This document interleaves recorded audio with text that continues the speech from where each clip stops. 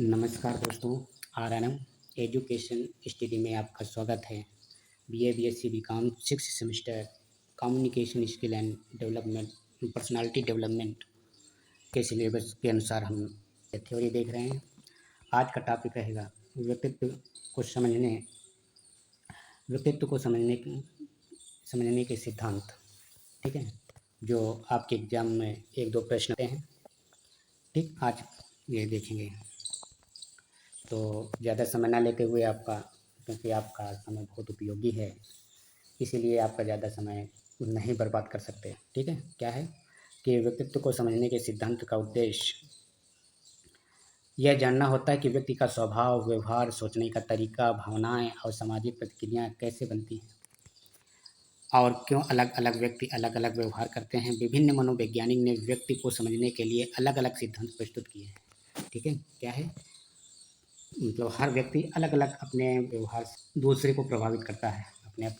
हर व्यक्ति के अलग अलग व्यवहार होते हैं जो अपने व्यवहार के अकॉर्डिंग ही दूसरे को प्रभावित करते हैं। कोई गुस्सा करता है तो कोई प्रेम करता है, कोई नर्म रूप से बोलता है, कोई क्रोध रूप से बोलता है।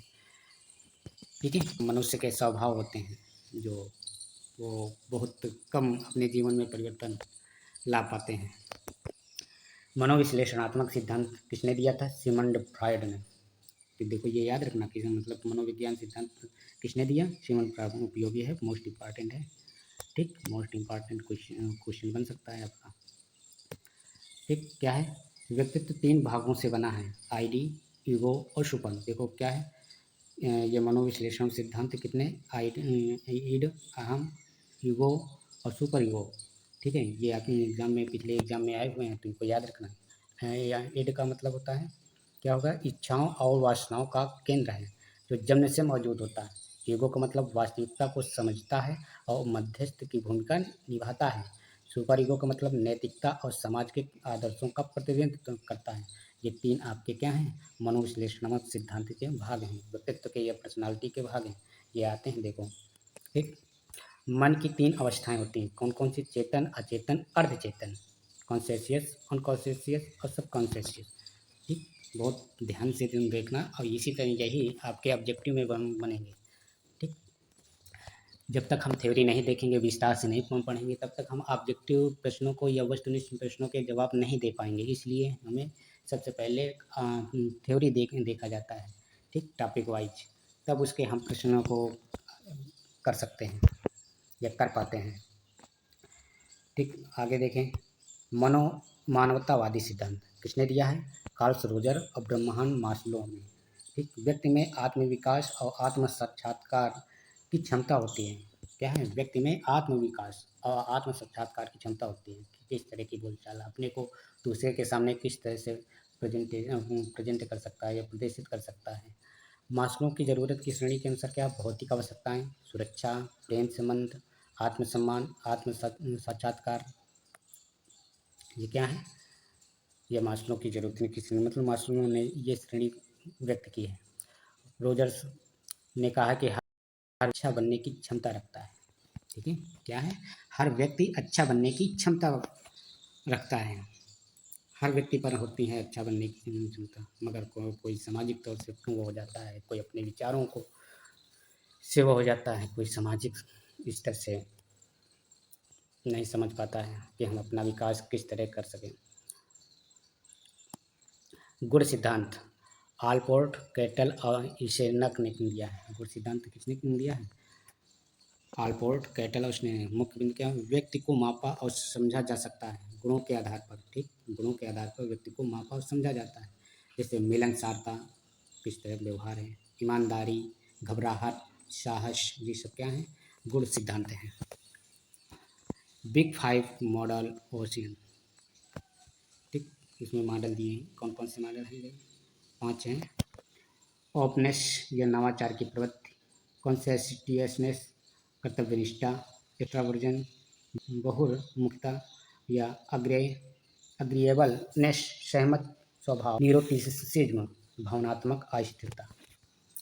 ठीक, ये 5 आपके मॉडल हैं जो किसने दिया है? आलपोर्ट, कैटल, स्नेक ने। आगे सामाजिक ज्ञान सिद्धांत किसने दिया? अल्बर्ट बेंड्रा ने। व्यक्ति का व्यवहार उसके विचारों, अनुभव और पर्यावरण के साथ पारस्परिक संबंध में विकसित करता है। किसने कहा? अल्बर्ट बूंडार्ट। सेल्फ इफिशिएंसी, ये स्वयं क्षमता का विश्वास एक सिद्धांत का महत्वपूर्ण भाग है। मॉडलिंग, पर्यवेक्षणीय अधिगम या ऑब्जर्वेशनल लर्निंग के माध्यम से भी व्यक्ति का विकास होता है। व्यवहारवादी सिद्धांत, बी.एफ. स्किनर और जॉन वाटसन ने कहा। व्यवहारवादी सिद्धांत किसने दिया है? बी.एफ. स्किनर और जॉन वाटसन ने दिया है। ठीक है, ये जी 4-5 जो सिद्धांत आपके हैं ये बहुत उपयोगी हैं। ये 1-2 प्रश्न आपके एग्जाम में आ सकते हैं, क्योंकि पिछले एग्जाम में आए थे। चाहे पिछले बार हमने एनालिसिस करवाया है पेपर का, उसमें देख लेना। ठीक, का निर्माण में बदलाव संभव है। आंतरिक भावनाओं की अपेक्षा व्यवहार को प्राथमिकता दी जाती है। फिर इसके बाद यौगिक और भारतीय दृष्टिकोण में व्यक्ति पंचकोशों अन्नमय, प्राणमय, मनोमय, विज्ञानमय, आनंदमय से बनता है। ठीक है, व्यक्ति का जो विकास होता है किन 5 कोश से हैं? अन्नमय, अन्न मतलब जो भोजन का करता है, प्राणमय सांस लेता है, मनोमय मन की दशा, वैज्ञानिक जो हमारा पर्यावरण है जो वैज्ञानिक स्तर पर चलता है। ठीक है, आनंद में हम किस तरह से अपने शरीर को खुश रखें या अपने आप को खुश रखें, ये 5 तत्व हैं जो उपयोगी होते हैं। त्रिगुण सिद्धांत, सत्व, रज और तम। त्रिगुण सिद्धांत क्या है? सत्व माने ज्ञान, रज माने क्रिया, तम माने जड़ता। ठीक है, ये तीनों गुण मिलकर व्यक्ति का निर्माण करते हैं। ठीक, ध्यान से देखना, आपके जीवन में बहुत उपयोगी होगा। यदि आप देखो किसी भी चीज़ का यदि अध्ययन कर रहे हैं, ये जब तक हम अपने जीवन में उस सिलेबस का या उस विषय का अपने जीवन में उस विषय के अकॉर्डिंग नहीं चलते हैं, तो वो विषय हमारे लिए अनभिज्ञ हो जाता है, कोई मतलब नहीं रहता है। इसलिए कोई भी टॉपिक, कोई भी सिलेबस, कोई भी कोर्स करें, जो जब तक उसके अपने जीवन में उतारने का प्रयास नहीं करते हैं, तब तक वो हमारे लिए प्रभावी नहीं होता है। सिर्फ डिग्री ले लेना लोगों का प्रभाव नहीं होता है, उसको उस डिग्री के अकॉर्डिंग अपने आप में परिवर्तन लाना सबसे बड़ा गुण होता है। आत्मा का विकास, ध्यान, साधना और व्यक्ति का शुद्धिकरण होता है, व्यक्तित्व का शुद्धिकरण होता है। शारीरिक भाषा का प्रमुख आयाम क्या है? आयाम क्या क्या है? हाव भाव, हाथों, उंगलियों, सिर आदि के माध्यम से भावों की अभिव्यक्ति होती है, जैसे अंगुली से इशारा करना, हाथ जोड़ना, अंगूठा दिखाना। मुद्रा क्या है? शरीर की स्थिति, जैसे बैठने, खड़े होने या चलने का तरीका।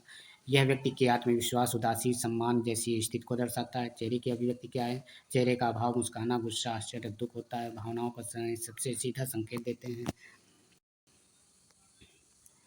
नेत्र संपर्क, आँखों का संपर्क विश्वास, ईमानदारी, आत्मीयता का या संकोच को दर्शाता है। शारीरिक स्पर्श क्या है? जैसे हाथ मिलाना, गले लगना, पेट थपथपाना, यह अपनापन, उत्साह और सांत्वना को व्यक्त करता है। शारीरिक दूरी क्या है? दो व्यक्तियों के बीच की दूरी उनके संबंधों, सामाजिक स्तर का संकेत देती है। शारीरिक गति क्या होती है? चलने, खड़े होने या किसी कार्य के दौरान शरीर के संचालन का तरीका होता है। ठीक है, भावभंगी का क्या है?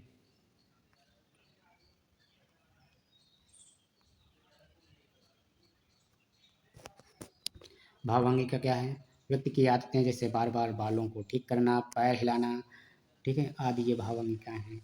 दृश्य संपर्क या सिर की स्थिति, सिर झुकाना, सिर हिलाना, ऊपर नीचे देखना संप्रेषण का संकेत देता है। वस्त्र और रूप मज्जा, व्यक्ति का पहनावा, स्वच्छता, स्वच्छता भी उसके व्यक्तित्व और मनोभावों को दर्शाते हैं। तो ये आपके क्या हैं? आयाम है किसके? संचार के, कम्युनिकेशन के। ठीक, तो आज के लिए बस इतना ही। आगे नेक्स्ट वीडियो में हम इसके आगे देखेंगे।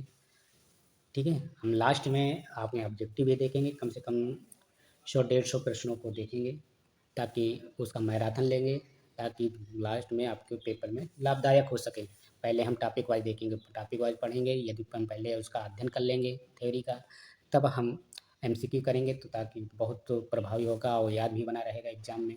ठीक, आप कोशिश करते रहें, पढ़ते रहें, ताकि बैक ना लगे, क्योंकि लास्ट सेमेस्टर है।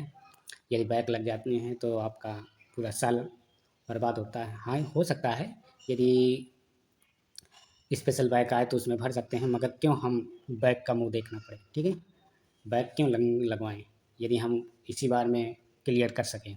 तो इसीलिए आप मेहनत करते रहें, ठीक है। आपकी मेहनत का ही परिणाम आपके जीवन में पड़ता है, ठीक। यदि व्यक्ति गलत तरीके से अपने, चलिए ठीक है, बस आज के लिए इतना ही। यदि वीडियो आपको अच्छा लगे तो इस चैनल को सब्सक्राइब करें, लाइक करें, शेयर करें अपने दोस्तों के पास, और कमेंट ज़रूर करें कि आपको ये वीडियो किस तरह प्रभावित कर रहा है, सही लग रहा है या नहीं लग रहा है, ताकि मुझे मोटिवेट मिल सके बनाने के लिए वीडियो, ठीक है। तो सब्सक्राइब ज़रूर कर लेना, ओके। तो आज के लिए इतना ही, धन्यवाद।